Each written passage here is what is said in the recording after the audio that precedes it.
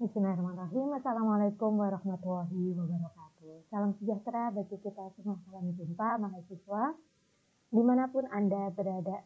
Semoga semuanya dalam keadaan sehat ya. Kita berjumpa lagi rekan-rekan mahasiswa yaitu di mata kuliah Sustainable Business Model. Kita melanjutkan topik pembahasan kita yaitu setelah pelaksanaan UTS ya. Pada kali ini kita memasuki pertemuan ke-9 ya teman-teman, yang akan kita bahas yaitu terkait dengan pemangku kepentingan perusahaan. Ya, silahkan rekan-rekan diperhatikan dengan baik dan juga disimak sampai dengan akhir. Baik, seperti kita ketahui bahwasanya dalam suatu bisnis, dalam satu perusahaan atau organisasi pasti kita mengenal ya yang namanya pemangku kepentingan atau stakeholder biasanya kita sebutnya. Nah, dalam bisnis berkelanjutan itu pun juga tidak jauh dari yang namanya pemangku kepentingan. Nah, apa sih yang dimaksud dengan pemangku kepentingan atau stakeholder? Nah, jadi pemangku kepentingan atau bahasa lainnya yang biasanya kita dengar juga itu yang umum digunakan namanya stakeholder ya teman-teman. Pemangku kepentingan atau stakeholder ini diartikan sebagai seseorang atau mereka yang memiliki kepentingan dan keputusan tersendiri, baik sebagai individu maupun wakil kelompok. Di mana kalau kita ini ya secara tidak langsung kita bisa mengartikan bahwasanya ini bisa saja itu individu atau personal sendiri ataukah orang atas nama atau perwakilan satu organisasi. Jadi stakeholder ataupun pemangku kepentingan ini pun dalam satu perusahaan juga ada yang namanya pemangku kepentingan internal dan juga eksternal. Internal berarti orang yang memang terlibat langsung dalam pelaksanaan bisnis di dalam perusahaan. Misalkan siapa, yaitu pemiliknya, ownernya, komisarisnya, ataukah karyawannya. Karyawan pun juga termasuk pemangku kepentingan atau stakeholder juga. Nah, sedangkan kalau eksternal itu siapa? Misalnya yaitu orang-orang yang ada di luar, tetapi mereka berkontribusi juga terhadap bisnis bagi perusahaan. Contoh eksternal adalah investor, mereka mensupport dana, ya. Kemudian konsumen atau pelanggan itu juga termasuk pemangku kepentingan, yaitu dari pihak eksternal. Jadi secara tidak langsung di sini teman-teman sudah menjadi hal yang biasa ya, sudah lumrah gitu dalam satu bisnis pasti ada yang namanya pemangku kepentingan. Di mana pengertian ini mencakup mereka yang mempengaruhi atau yang terkena pengaruh dari satu organisasi. Tadi pemangku kepentingan internal berarti yang mempengaruhi, ya, yang mempengaruhi bagaimana perusahaan itu bisa berjalan, bisnisnya agar bisa terus meningkat, nah profitnya agar terus meningkat, yaitu internal. Sedangkan dari eksternal berarti yang terkena pengaruh investor melihat bahwasanya bisnis perusahaan A ini baik, maju, ya selalu profitnya meningkat, maka tertarik untuk invest ya dananya, menitipkan dananya untuk diatur bisnisnya gitu, di situ disupport gitu. Kemudian konsumen melihat bahwasanya produknya itu qualified ya, jadi sesuai dengan keinginan dari konsumen tersebut atau pelanggan tersebut ya, maka mereka pun juga termasuk orang-orang yang terpengaruh.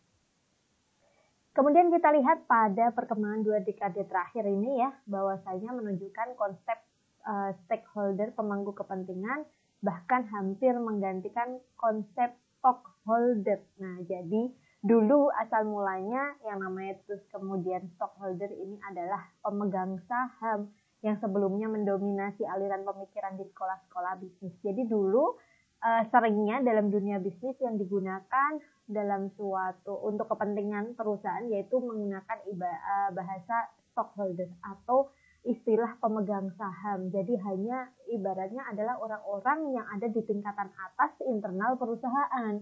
Komisaris, ownernya, karyawan pun juga tidak dianggap sebagai orang yang penting yang terlibat dalam bisnis.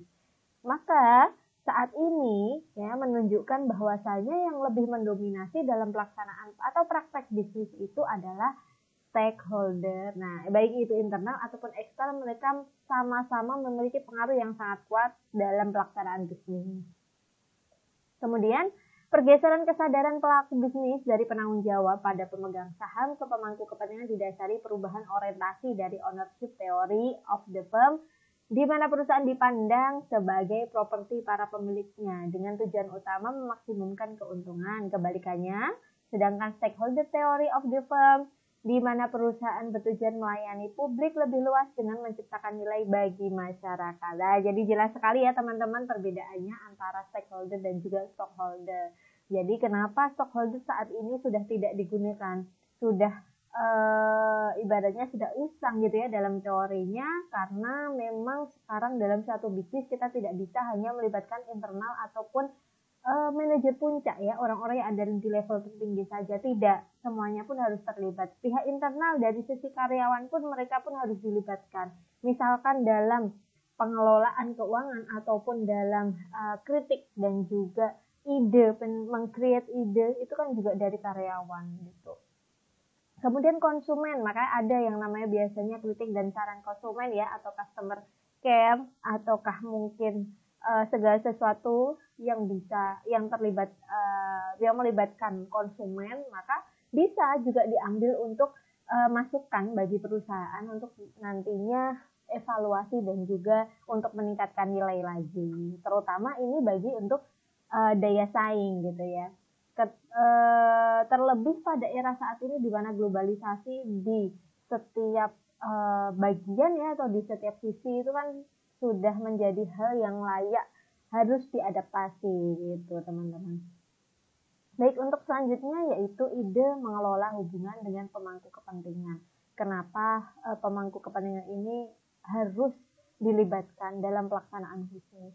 Ide mengelola hubungan dengan pemangku kepentingan adalah hal yang mendasar bagi kebanyakan perusahaan, di mana bahkan ide ini mewakili substansi dari bagaimana sebuah perusahaan dibangun dan dikelola, serta menjadi penting berkaitan dengan manajemen strategi secara khusus, di mana pandangan ini meyakini bahwasanya perusahaan tidak dapat dikatakan eksis tanpa adanya hubungan dengan pemangku kepentingan. Jadi benar sekali ya teman-teman, untuk menjadi pemahaman kita bersama bahwasanya pemegang saham itu tidak lagi sekarang mendominasi dalam pelaksanaan bisnis, tapi yang lebih penting adalah pemangku kepentingan, orang-orang yang memang memiliki kepentingan tadi, yang mempengaruhi ataupun yang dipengaruhi, itu memiliki andil yang lebih besar dalam pelaksanaan bisnis bagi suatu perusahaan atau organisasi.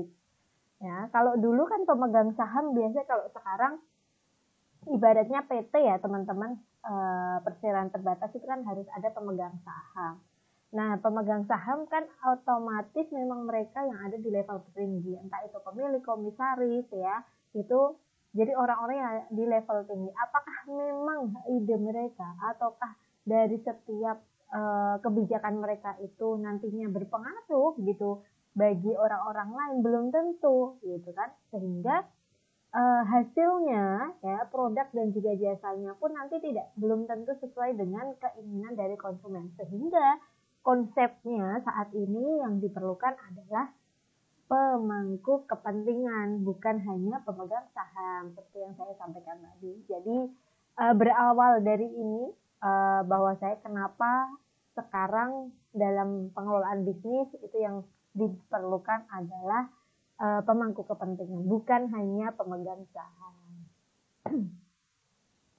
Oke, kemudian kita masuk pada sisi organisasi bisnis itu sendiri, bahwasanya siapa saja yang masuk dalam pemangku kepentingan primer dan juga siapa saja yang masuk dalam kepentingan sekunder. Nah, primer itu berarti baik itu internal ataupun eksternal yang memang secara rutin gitu ya, yang secara rutin selalu berhubungan.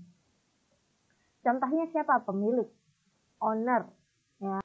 Namanya pemilik kan mereka ide pertama ya, ibaratnya yang menjalankan bisnis kah, ataukah ide awalnya dalam pelaksanaan bisnis itu kan dari ownernya.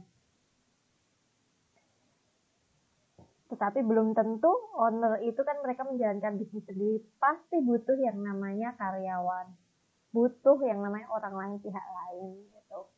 Selain owner, pemilik tentu konsumen. Ini merupakan dari pihak eksternal ya. Konsumen mereka yang perlu dengan produk ataupun jasa yang dihasilkan. kemudian karyawannya, pemasok, supplier pun juga termasuk pemangku kepentingan ya.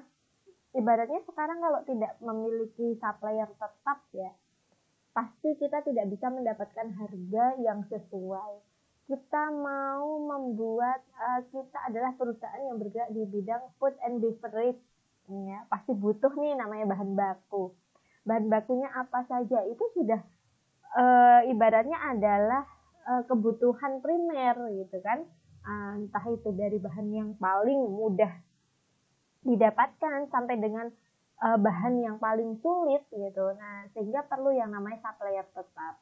Kemudian mitra bisnis. Nah, mitra bisnis bisa misalkan seperti halnya sekarang ada reseller, dropshipper. Nah, banyak sekali ataupun pihak yang lainnya yang sebagai pihak ketiga ataupun distributor dari produk dan juga jasa yang kita hasilkan. Nah, dan lain sebagainya. Jadi masih banyak juga tadi seperti investor, kemudian manajer perusahaan.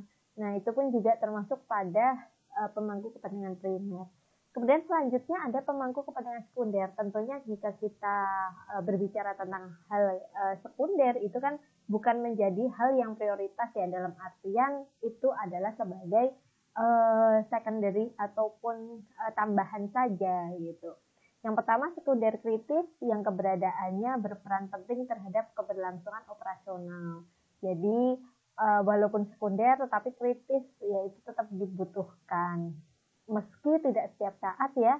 Nah, misalkan investor mungkin karena perusahaannya belum terbuka, belum TBK ya, ataupun belum bergerak di bidang di IDX gitu ya, di bursa saham, belum IPO.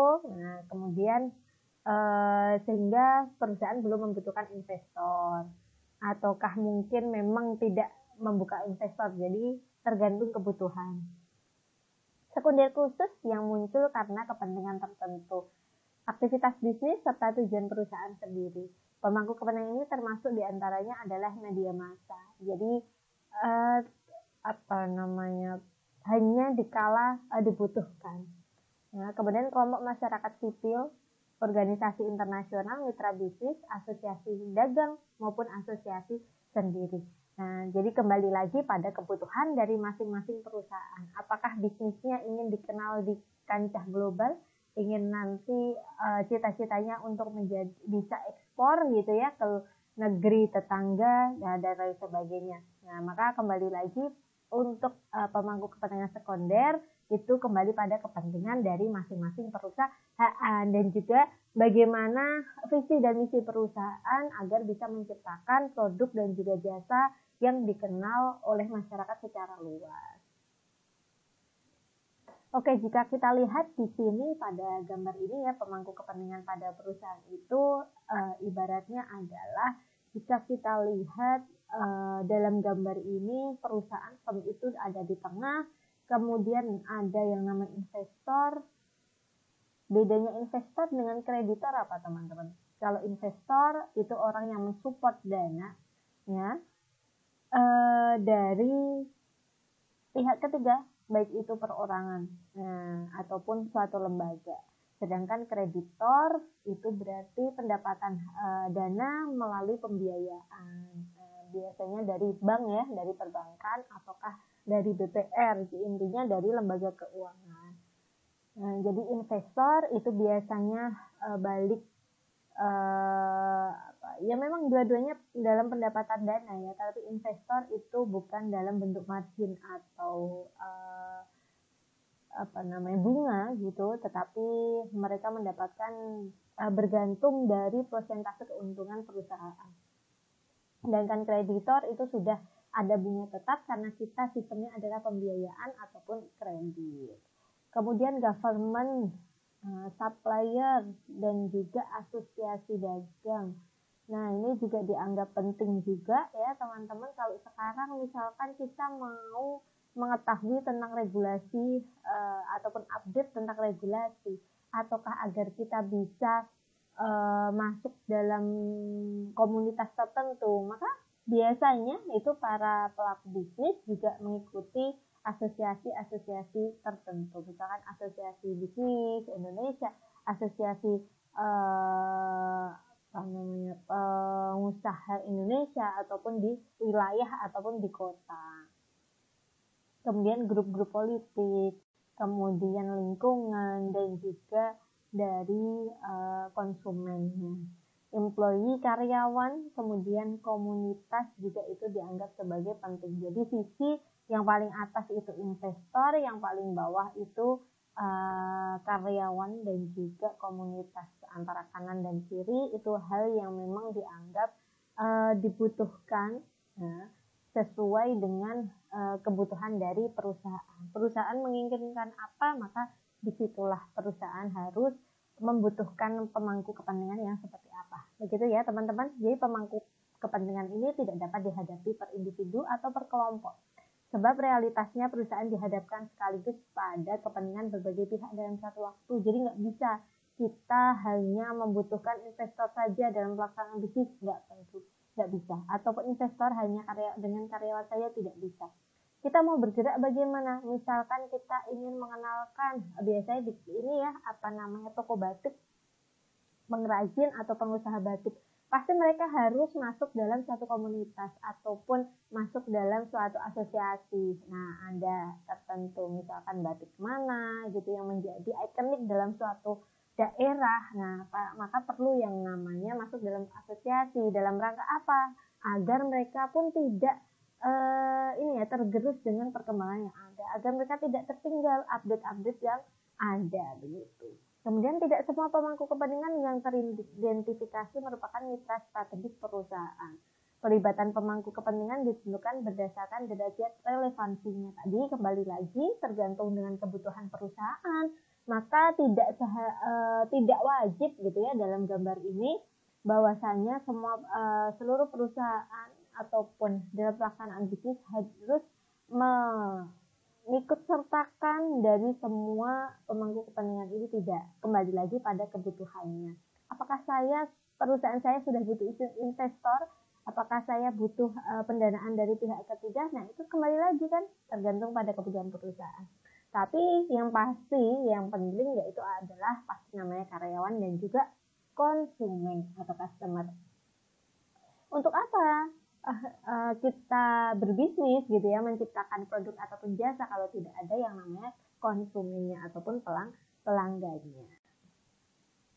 Oke, teman-teman, untuk selanjutnya yaitu kita masuk pada derajat relevansi ya. Derajat relevansi dalam pemangku kepentingan ini terhadap aktivitas perusahaan ditimbang dengan 3 hal. Jadi kebutuhannya, hal-hal yang dianggap bahwa saya penting gitu ya dalam satu perusahaan, diantaranya yaitu pertama kekuasaan, kedua legitimasi, dan yang ketiga urgensi.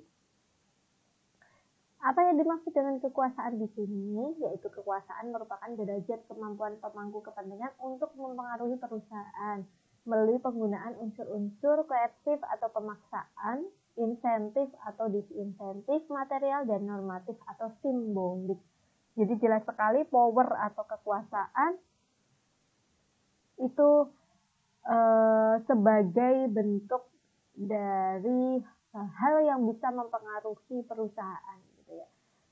Misalkan tadi pemangku kepentingan dari pemilik, karena memiliki power kekuasaan maka mereka pun bisa memiliki atau bisa mengeluarkan kebijakan-kebijakan tertentu. Kemudian karyawan karena memang mereka berstatus sebagai karyawan pasti memiliki yang namanya kekuasaan atau power untuk menjalankan tugas sesuai dengan visi dan misi perusahaan, sesuai dengan kebutuhan dari perusahaan. Maka penting sekali kita bisa menemukan yang namanya karyawan yang loyal, yang sesuai dengan visi dan misi perusahaan dan tentunya setia gitu ya, tidak kemudian ada masalah dikit gitu ya, kemudian resign, dan lain sebagainya. Ketika semakin tinggi turnover ya atau keluar masuknya karyawan, maka di situ kan menjadi masalah tersendiri. Apakah memang kekuasaan atau power yang diberikan oleh manajer ataupun tingkat atasnya itu tidak sesuai? Nah, dan lain sebagainya. Yang kedua, legitimasi operasional perusahaan berasal dari perilaku yang disetujui norma-norma yang berlaku setempat.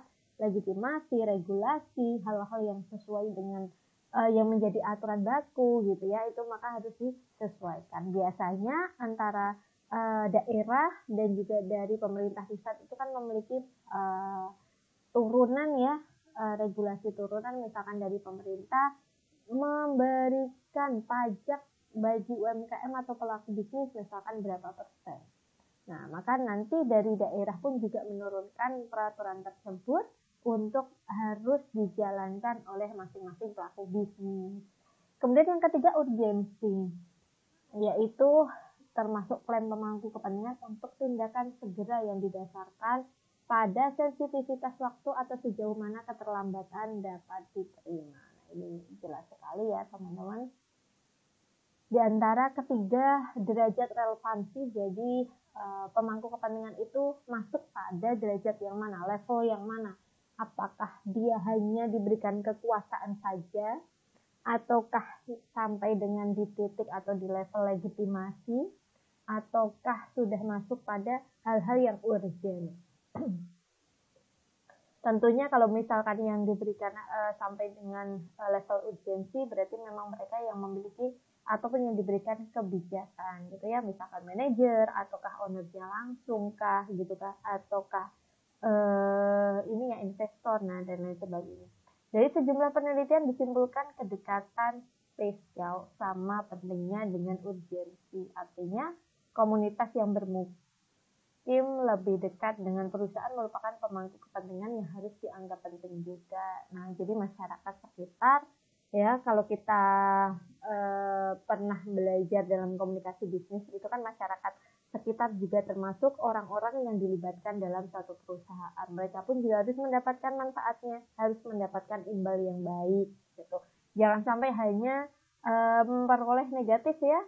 Hal-hal negatif biasanya kan hanya mendapatkan limbahnya saja, kemudian pencemaran udara dan lain sebagainya. Tapi sebisa mungkin itu orang yang paling terdekat, masyarakat yang paling terdekat, agar mereka bisa menjadi ambasador dalam produk kita. Dalam artian apa, mereka pun juga tahu bahwasanya perusahaan kita baik, menciptakan produk dan juga jasa yang baik, maka mereka pun juga mau untuk mengkonsumsi produk yang kita hasilkan.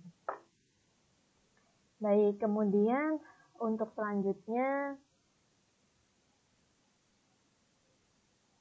nah, klaim pemangku kepentingan. Perlu kita ingat ya bahwasanya dalam klaim pemangku kepentingan terhadap perusahaan harus ditanggapi sungguh-sungguh. Jadi di antara misalkan pihak eksternal investor, kenapa investor sekarang sudah tidak mau berinvest ke perusahaan kita? Maka itu harus diselidiki gitu. Apakah untuk pembagiannya presentasinya tidak sesuai, ataukah mungkin karena profit kita dalam laporannya semakin menurun dan lain sebagainya.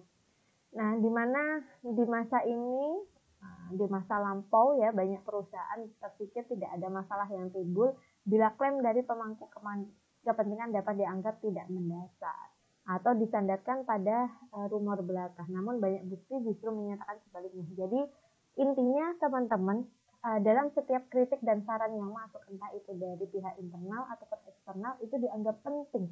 Dalam komunikasi bisnis pun juga itu merupakan hal yang penting ya. Jangan sampai segala sesuatu hanya dinilai dari profit saja, keuntungan. Kita hanya mendapatkan laba saja, tidak.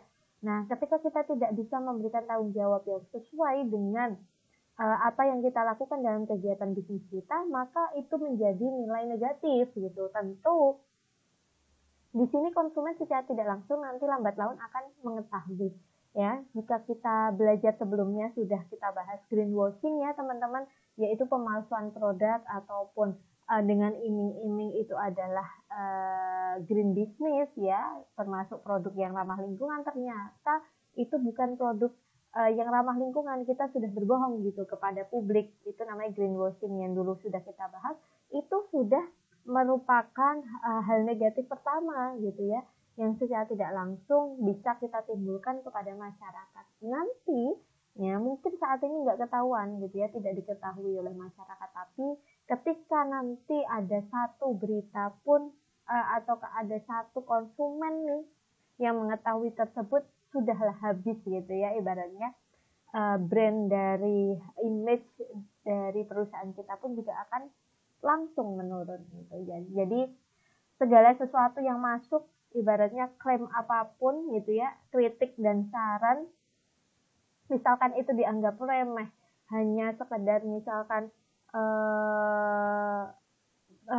tolong, misalkan contoh masukannya, tolong dalam pemberian iklan itu jangan berdurasi lama. Nah itu kadang-kadang kan kita hanya ego terhadap marketing kita gitu ya, tetapi juga harus diperhatikan dalam setiap kritik dan saran. Apakah klaim tersebut harus kita perhatikan, ataukah itu bisa diupayakan untuk kita abaikan gitu ya, dan itu juga harus masuk dalam diskusi bersama bagi perusahaan. Kasus lain menunjukkan persepsi negatif dapat mempengaruhi perusahaan lebih lama daripada dampaknya sendiri. Nah, jelas ya, seperti yang saya sampaikan tadi.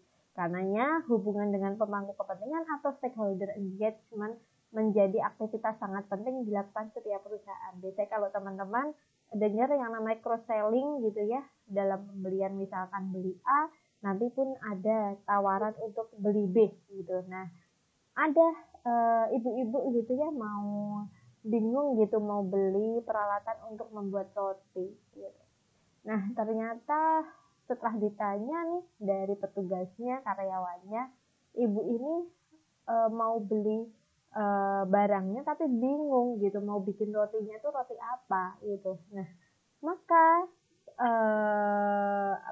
petugas ataupun karyawan toko ini melakukan cross selling.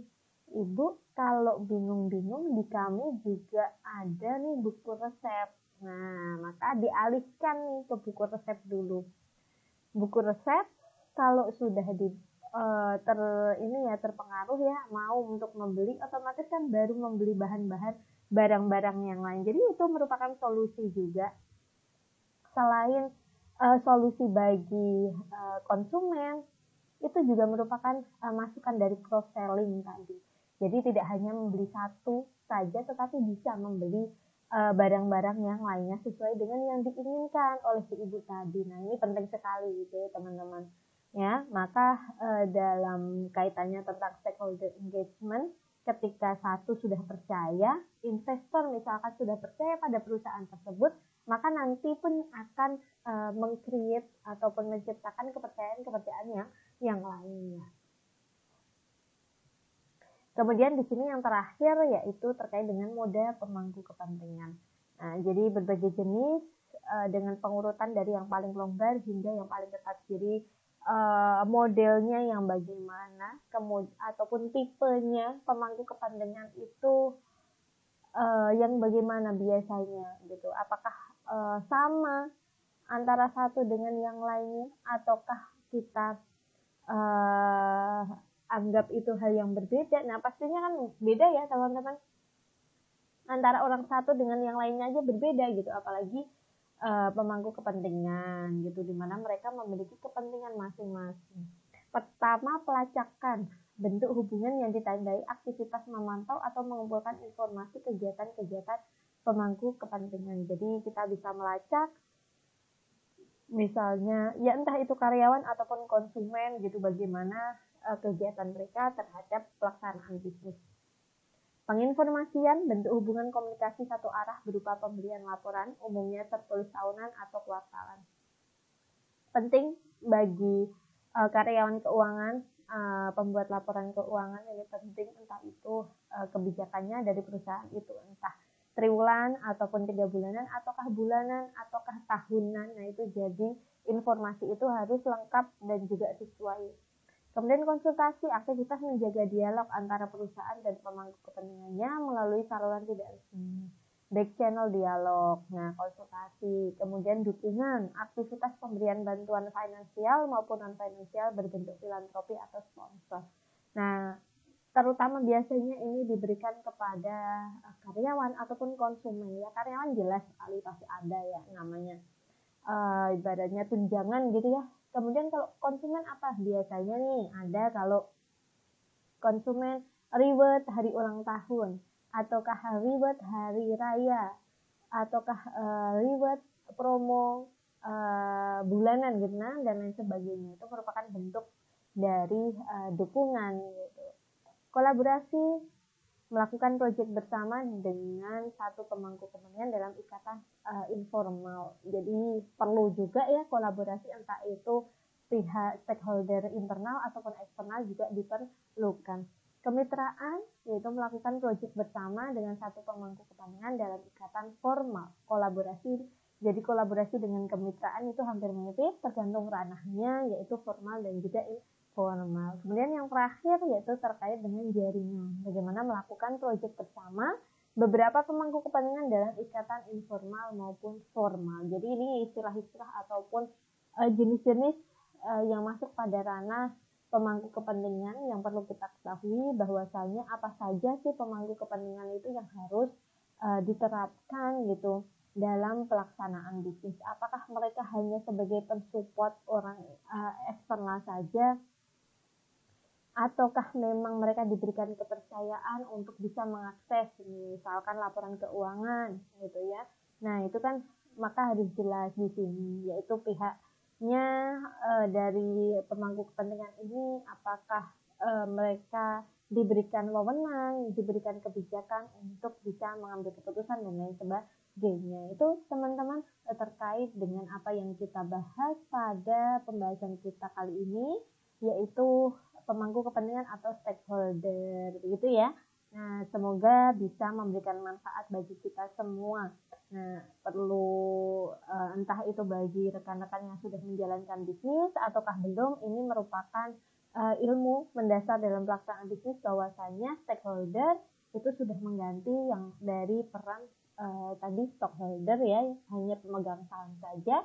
Sekarang sudah kita jalankan dalam suatu konsep itu yang namanya stakeholder atau pemangku kepentingan. Begitu teman-teman. Terima kasih atas atensi dari rekan-rekan mahasiswa sekalian. Silahkan bisa direview kembali, kemudian nanti kita diskusi bersama. Dari saya cukup sekian. Wassalamualaikum warahmatullahi wabarakatuh.